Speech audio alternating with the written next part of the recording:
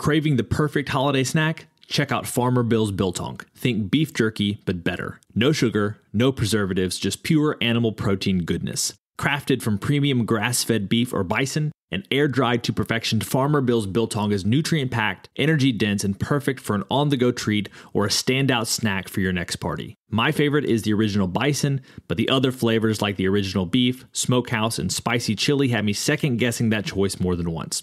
Visit FarmerBillsProvisions.com to grab a 1-pound slab or a variety pack and use code BIZBIT10 for 10% off. Farmer Bill's Biltong, don't be the 2-liter guy at this year's Christmas party.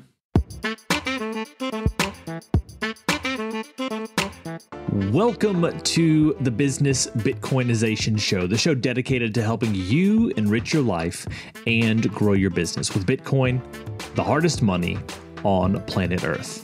I'm your host, Josh Friedemann, and our guest today is Gary Leland, who's had a long and successful career as a business owner, salesman, and marketer. Some of his accolades include an award for having one of the 100 fastest growing businesses in Dallas, Texas, and a website that Time Magazine identified as one of the 50 coolest on the planet.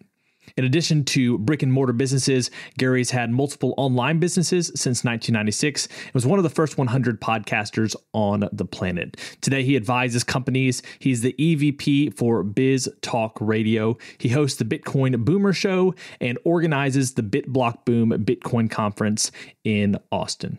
Now, before we get to our interview with Gary, we do have this week's Bitcoin Meetup Spotlight. And this week is actually the meetups that Gary himself organizes. We promoted this a few weeks ago, but it seemed fitting to promote it once again today. With the BitBlock Boom meetups, you have 3 opportunities to get together with other Bitcoiners. Once a month in Dallas, once a month in Fort Worth, and every Monday morning in Arlington. These are great opportunities to meet and talk with like-minded people from the world of Bitcoin, and you can find out more details about time and location on Twitter at BitBlockBoom. The meetups are sponsored by the BitBlock Boom Bitcoin Conference in Austin, Texas. You can find more info on the conference at bitblockboom.com. And if you want to find a Bitcoin meetup near you and you're not in the Dallas-Fort Worth area, I encourage you to download the Oshi app and you'll be able to find the closest Bitcoin meetup to you. Now, we're going to get to our interview with Gary right after this. Business owners, unlock the benefits Bitcoin has to offer your business with the Bitcoin for Business Quick Start Guide. This 27-page guide highlights the 6 ways you can grow your business with Bitcoin. Check it out in the show notes. Gary, welcome to the podcast. Yeah, thanks for having me. I've been looking forward to it. We're going to have a good time today. So I like to start off every single interview with a few questions that help us to get to know you a little bit better and give us some insight for our own lives. So you ready for these? Sure. Lay them on me. Let's see how I do. When and how did you first learn about Bitcoin? I first learned about it.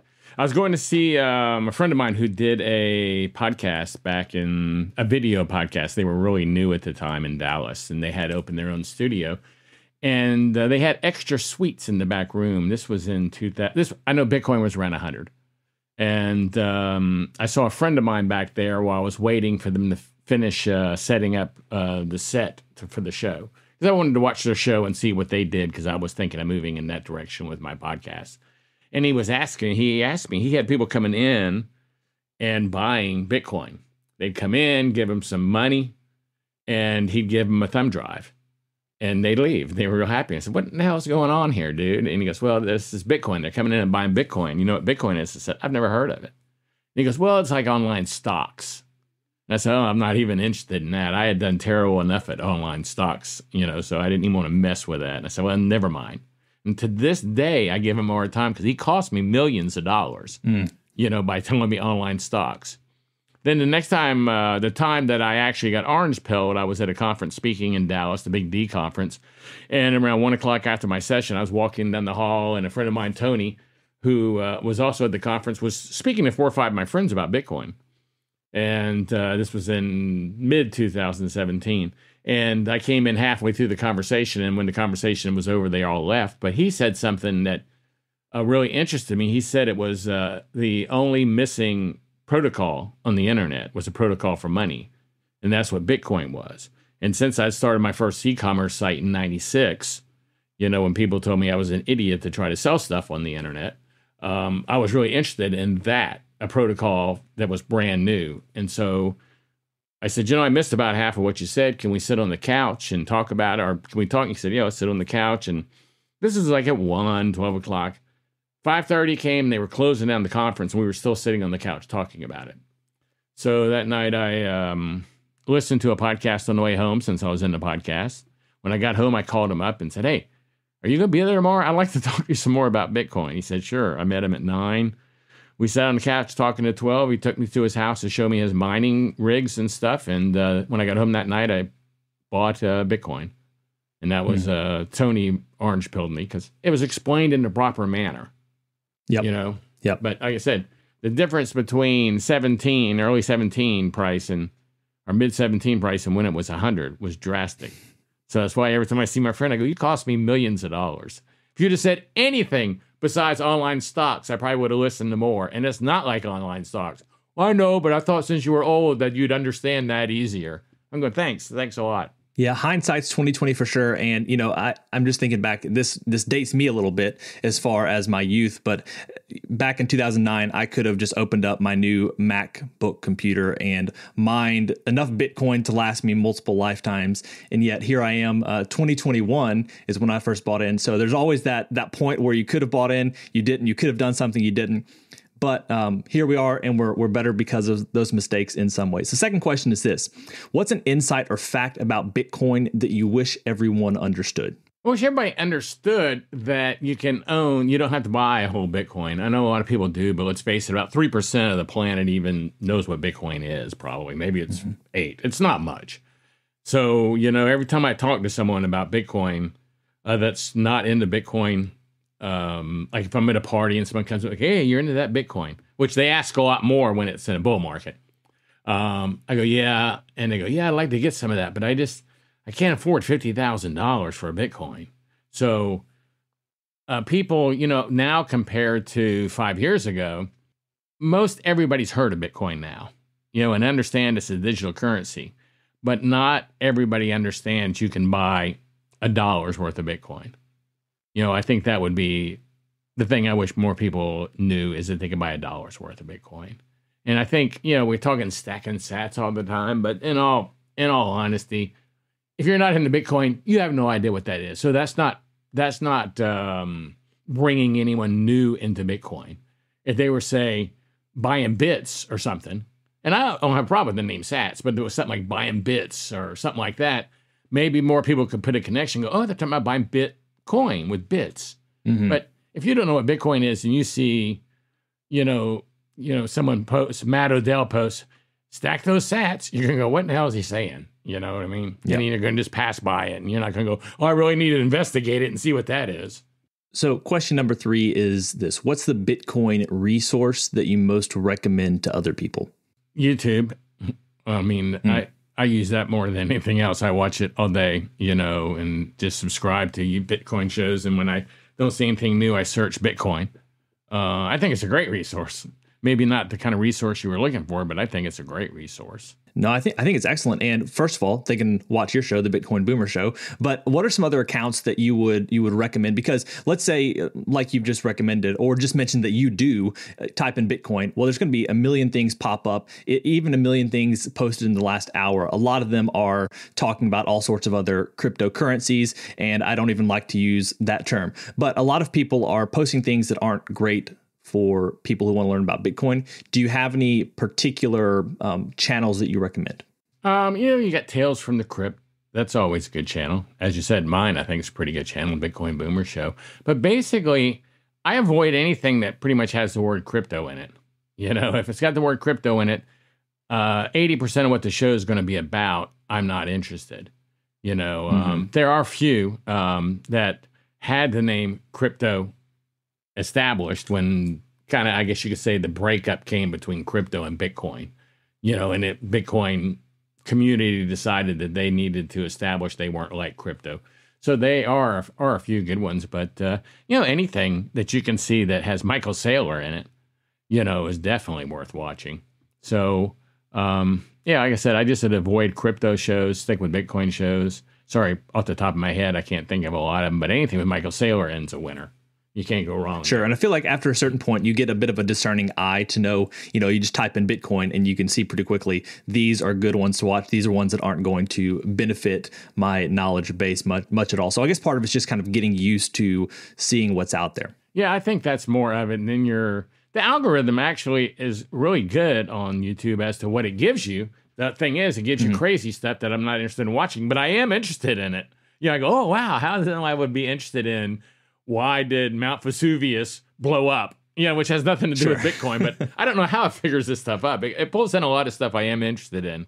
But like I said, I'll look at stuff, I just skip right through this stuff. After a while, you watch something, you start seeing them talking about Ethereum or why Bitcoin's going to fail or something. You go, well, I don't want to see that one anymore because that's just some scammer of some kind. So the next two questions are kind of outside of the realm of Bitcoin a little bit, but are still beneficial for the people listening to the show. The first of these last two questions, question number 4, is beyond Bitcoin, what is a resource, an idea, or a tool that's been helpful to you or your business recently?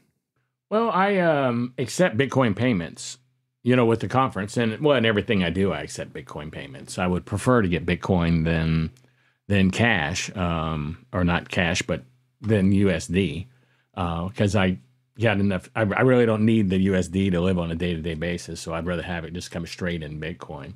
So I like a company called Ibex. I switched over to Ibex last year at BitBlock Boom, my conference, and I love their whole system.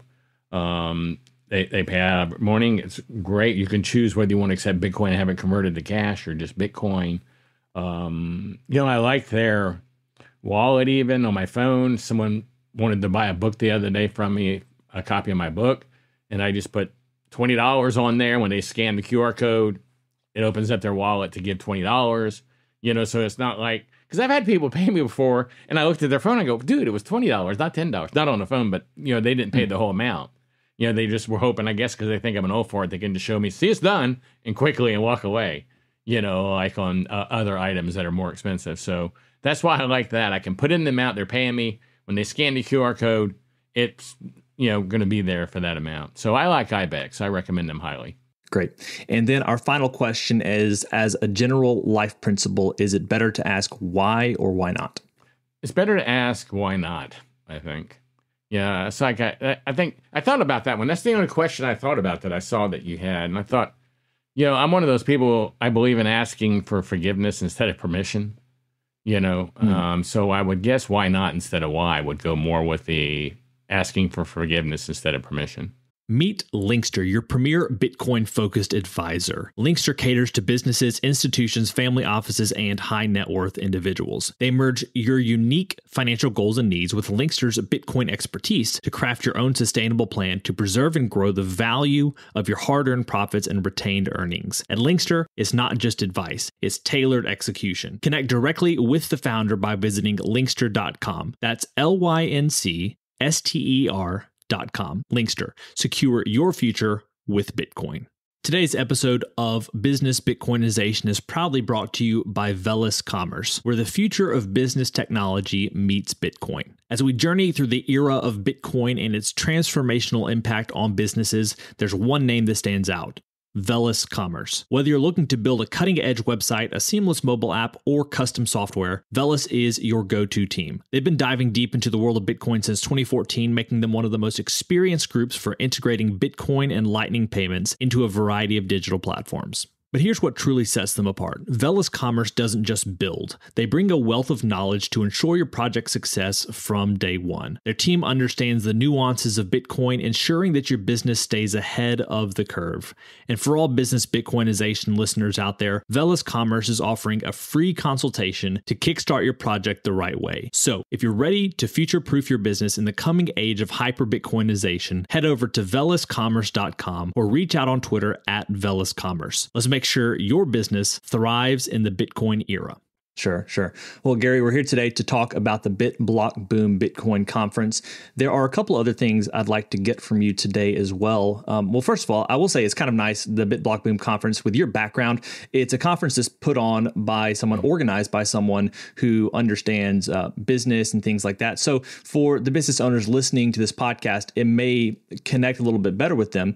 I know there are some conferences that are much more technically focused, which is also great, but may not be as beneficial for this particular audience. So I definitely want to pick your brain on that and get your insight as far as planning events and what people can expect at BitBlock. But a couple other things that I really want to hear from you about today are, first of all, the Bitcoin Boomer Show, hearing a little bit about your perspective as someone who is talking as a boomer. Maybe are there certain ways that younger folks like the millennials can be speaking to boomers, or is it really just is there not that much difference? And then finally, it would be really interesting to hear from you about if Bitcoin were around when you were getting started in business, would that be something that you would look to, or are the problems today such that Bitcoin is the tool for this moment in time? So I know that's a lot that I covered right there. Let's start with the BitBlock Conference. And if you could just share with us a little bit about that. Sure. And what people can expect when they show up. Sure. This is the 6th year for our conference. The first 4 years were in Addison, Texas, which is a suburb of Dallas, and we moved to Austin last year. And then 2021, we had maybe 270 people, and we grew to like 700 people last year by moving to Austin. And we're looking for 1,000 people this year. So we're still trying to grow. We've got a bigger venue. And last year was a day of workshops, a Saturday conference day. This day we have Thursday workshops, half day of workshops, and then Friday, Saturday conference day. So we've expanded it a day basically. But I'm not a real techie guy, even though I've been involved in tech a long time. I can work my way through code if I got to do something, but I'm not going to sit here and write some amazing app or something. I've always had people, work for me that did all that. And I just would look at the finished product from the user's end and say, this is great or this sucks. We got to change this and this and this and this. So I've always thought I'm kind of good at being the average Joe, looking at things from an average Joe's test point. So since I'm not a real techie guy, this isn't a super techie conference. For instance, our workshops on Thursday are about Lightning. So we have 2 workshops. Both rooms could hold to 500 people. I would think we're not going to have anywhere close to that. But they're pretty sized rooms, and one's for beginners in Lightning, and one's for advanced to Lightning. So if you're kind of like wondering what Lightning is, you want to see if it's something you could use in your business, you could use somehow, get an understanding of, that would be the workshop for you, to be the beginners. If you're more advanced, of course, you go into the advanced. Our conference really, I call it a networking conference, because I'm the kind of guy personally that really never goes and watches a speaker. I mean, I've never made any money sitting in there watching the sessions. I really haven't come out of this. And man, I just made $1 million watching this session, but I have put together tons of deals in the hallways, or met tons of people who are going, yeah, I can do this. I said, wow, I'm really looking for someone that could do that. I hadn't even thought about, incorporating that. So it's a networking conference. The whole thing's made for networking. So I think that's something unusual, and it's a Bitcoin conference, and it's a strong Bitcoin conference. You can't even be a vendor and have any other coin on your sign behind you. I mean, or in your paperwork. It's Bitcoin only, and we're really strong about that. And we can't sell anybody. And I think last year we had someone that had on their generic banner, they had maybe an Ethereum and some other coin, and we had to take tape and cover it. We told them they had to cover it with tape. And so they took some of our gaffer's tape we use for taping down cords, and they had to put over those coins on their banner. So we're pretty strict on that.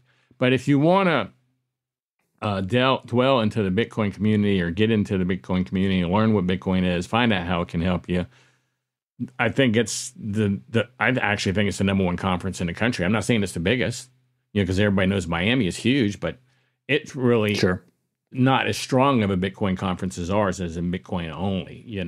If you're like the Ethereum king and you have a little bit of Bitcoin, you're probably not going to come to my conference. Where you might go to that conference because there's so many people it would have been a lot easier to do my conference if it was a crypto conference. Oh my gosh, I've cut down my amount of people I can have there by 60% probably, I can't have any exchanges as sponsors because they're 99% crypto, 1% Bitcoin. So if you're looking for Bitcoin, you want to learn about Bitcoin, you want to be around Bitcoiners, this is the Bitcoin conference. Now, when you think of companies that you've interacted with, maybe, obviously there are tons in the ecosystem that are Bitcoin only, and it's a growing number, fortunately, and a lot of really quality companies with great leadership. Are there some that stand out to you, whether it's sponsors of the conference or just some that you really enjoy working with, that you say, like, these are the ones that I really admire? The ones I really like, and it's kind of a promotion at the same time, but I really do like them, is my platinum sponsor, Unchained Capital. Oh my God, I use Unchained Capital. I've used them for a long time. They've been my sponsor for 4 years.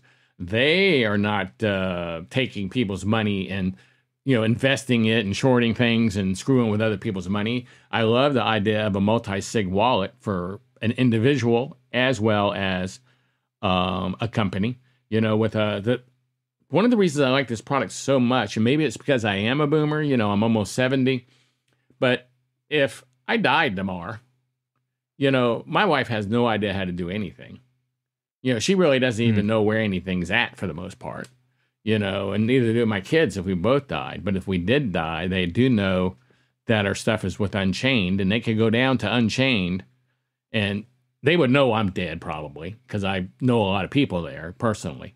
But if I didn't know them, they could take a death certificate or something that prove I'm dead, and they would help them recover my Bitcoin. So my Bitcoin wouldn't be lost forever, and they'd be searching everywhere, hoping they could find something. So that's what I like about Unchained and the multi-sig system, is they can help you help your heirs, your wife, your children, whatever, recover your Bitcoin. Because you've seen articles like this. You'll see them all the time, but you've seen articles where someone dies and no one knows how to get the... There's a big scam a couple of years ago up in Canada where the wife said, I don't know where anything is. He's dead, But he wasn't dead in that case. I don't think he was dead. But that's why I like Unchained Capital, is they really can help protect your investment past your lifetime. So there's going to be a business owner listening to this who might be interested in the Block Boom conference. If you were to recommend to them how to get the most out of the conference, maybe talk about the Gary Leland experience, not as like a special package, but like if you were to show up to that conference and make the most of it with business relationships and opportunities, what would you recommend them to do? First of all, I'd recommend they use the code JOSH and get 10% off of a ticket. Okay. So first, I would recommend they save 10%, and I'd recommend they get their tickets quick, because they go up the first of every month. Right now, I think a ticket's like $500, but by conference time, they're $1,000, because they go up every month. So first, I'd recommend they get their ticket quickly, and I would recommend they get the full package. I know that sounds like I'm selling stuff, but really, the networking events are what it's about. I mean, and all the events are networking events.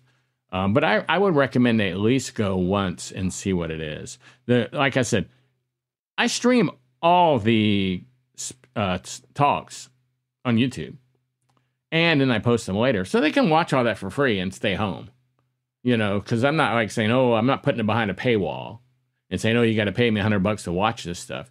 Because while the sessions are great, informative information and helpful, it's the hallways that make the money, and the evening events that we put on, the networking events. But that's why I said I'd recommend taking advantage of pricing and doing all the networking events. Because really, truly, if you go to that conference and you go the full 4 days to all the events and you network the whole time, and I know some people are not really as outgoing as me, that they're going to walk up to people and introduce themselves. But believe me, this is like a really friendly crowd, outgoing crowd that likes to share. If you go to this conference, and you're a business owner, there's no way you can't come out of there without an idea that's going to make you back your $500 and probably a lot more for your lifetime. So, it's, as Nike would say, just do it. And I think about, you mentioned IBEX being there. I mean, this is a chance for you to interface with business owners that can also help you in your own business, right? So like IBEX could be a great team to partner with. You might find Michael Atwood of Oshi, which, by the way, for those listening to this podcast, you've just interviewed Michael in the last few weeks on the Bitcoin Boomer Show. So we interviewed Michael early on and hope to have him on again soon, but would definitely recommend the listeners to this podcast check out Gary's. And it's just really neat whenever you get around these founders. You can ask them questions about particulars of your business, maybe even give them some ideas of how they can improve their app, improve their services. So it's a really neat time because it's a stereotypical statement, a cliche, but we're still so early. And people can probably say that for the next decade, but there's some amazing resources being built right now. If you're a retailer and you're using Toast or Square, I mean, you definitely should get set up with Oshi. I mean, it's like a no-brainer to get set up with Oshi. So go to oshi.team/Gary. And Michael will actually contact you and like not sell you on it, but say, hey, here's what you got to do. He'll send you an email personally saying, what are you looking to do? Here's where you download it. And it goes right into your system. I mean, there's nothing to it. And all of a sudden you got gift cards people can buy online that you don't even know, and come to your site. So anyone who's got Toast or Square needs to that's another no-brainer. Needs to like look at Oshi and just move with it. It's not going to cost you anything. Absolutely. And it's not hard to do, and it's not going to hurt you, So if someone can only make you business and it can't lose you any, I mean, it's a no-brainer. I don't think Bitcoiners are going to be running in like no tomorrow when you get in and going, oh my gosh, I got all these Bitcoins. I can't believe I'm making millions. But it does open you up to a new community. Yeah. Absolutely. I feel bad every time I use Groupon because I know that the company that, I'm getting the Groupon for, they're losing a lot of money by me using Groupon. With Oshi, they really don't. You hand over a few percentage points to the customer, they get that, the sats back. I wish more companies were using Oshi as opposed to Groupon or something like that because I'm there for it. Yeah, I think Mike has a great idea and a great product. So I'm a big backer on that. Absolutely. So a few other things I wanted to talk to you about the Bitcoin Boomer Show. Can you talk a little bit about that? And if you think there are particular ways to be communicating about Bitcoin to boomers, maybe that's true, maybe not, but I'd like to hear your perspective as a self-proclaimed boomer. I've been podcasting since 2004. I mean, I always say the first 100, but I might have been one of the first 10 for all I damn know. I mean, there was nobody. I created one of the first podcast directories, and I still remember when I went home and told my wife, I said, oh my God, we got 100 podcasts on that directory now. We were really excited because of the big spurt of growth. So for me to do the Bitcoin Boomer Show was almost a no-brainer. As you say, I am the self-proclaimed boomer. I started calling myself the boomer, Bitcoin Boomer, because people were giving boomers a hard time. I'm going, hell, I hadn't done anything wrong. So I'm going to embrace the boomers. I said, it's pretty obvious when people see me that I'm a boomer. So, I might as well just embrace it. And so doing the Bitcoin Boomer Show made sense to me, podcaster, Bitcoin Boomer. And I got involved with Biz TV. They brought me in to help with their podcasting. So I said, hey, I want to do a show here because they have a TV studio there too. I said, part of the deal, I want to do a show. And so we've been doing this show for quite a while now, for several years now. But it's not really just for boomers. So I want to get that out. I know the title's the Bitcoin Boomer Show, but that's only because I'm the boomer. It's not like I'm always interviewing boomers or it's for boomers. It's for anyone who wants to find out more about Bitcoin. Michael's definitely not a boomer, Michael with Oshi. But that was a pretty informative show, I thought. Now, this week I do have a boomer on there. So sometimes it is a boomer, but it's not for boomers. But if you want to just learn about Bitcoin from someone who's not pushing it on you, who's not trying to sell you any Bitcoin, I'm not trying to sell you. I'm not trying to get you to use any products necessarily. I don't mind some. I have some referral links. So I don't mind, but I'm not pushing them. Then it's maybe a show for you because it's like in a laid back atmosphere. We just talk about Bitcoin like this. And it's with people who are experts in the field. And then I chop them up into smaller bites, later and publish those out. So many people have such short attention spans now that I chop up each question into a show of its own later. But that's on the Bitcoin Boomer Show. I just enjoy talking Bitcoin. I don't think I've ever refused to be on anyone's show about Bitcoin because I enjoy talking Bitcoin. So a few weeks ago, we promoted the BitBlock Boom meetups. Well, actually, that will have been promoted already on this show again today. I know you do the meetups and you're involved, obviously, in the conference. Do you find yourself talking to boomers a lot about Bitcoin? Is there, do you have to communicate about it differently, or is it essentially the same as talking to anyone else, like a millennial? No, it Gen is X, a little whatever? different. I found I talk to a lot of boomers because that's my social group for the most part. If I go to a party, it's usually not some 30-year-old kid inviting this old man and his wife to their party. It's, someone else who's a friend of mine who's a boomer. I'm in Naples, Florida this weekend speaking at Bitcoin Day on a panel of boomers. It's called Wisdom from Old People or something, So I do talk to a lot of boomers about it. But, something that I found out from just doing it and experience, I will talk to someone who will ask. I no longer go up trying to just orange pill people who don't ask. And they'll ask me, what is this Bitcoin? I don't understand it. And I'll talk to them for 10 minutes, give them a quick rundown that I feel was pretty thorough, as to what it is. And I go, okay. Well, do you have one on you? And so, you've done a bad job explaining when you talk for 10 minutes about Bitcoin and they ask, can you show me one? Do you have one on you? So they're thinking it's like a coin because they watch maybe Stuart Varney on Fox Business News in the morning or CNBC or whatever news they watch. Always shows that coin, that gold coin with the B on it.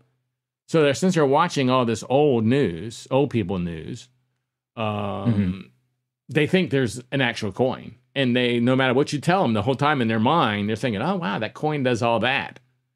So I found if you're talking to boomers about Bitcoin, the first thing, and they don't know anything, the first thing you got to do is get the point across. It's not a physical coin.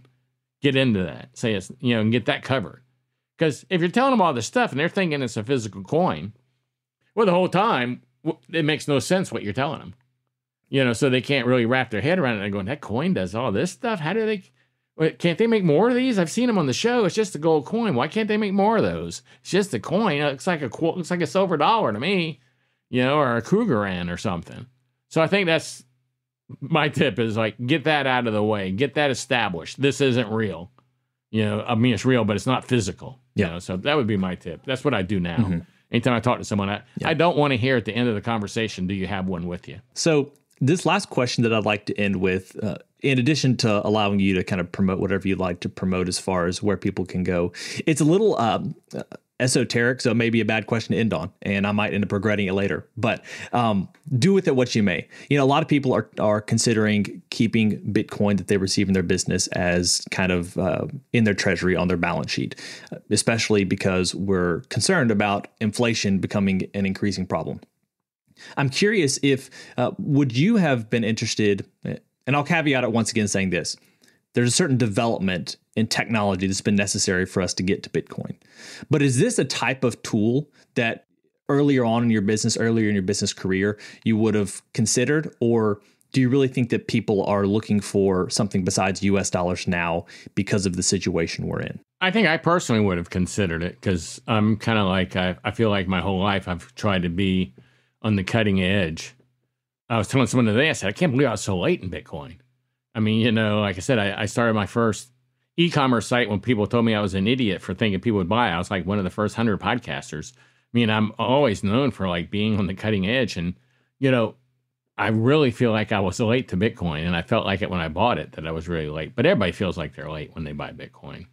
But I assume that when Bitcoin does hit $1 million or whatever, I'll say, wow, I was on the cutting edge again. But I would have liked to have been more on the cutting edge, So I think I would have moved into Bitcoin just as quickly.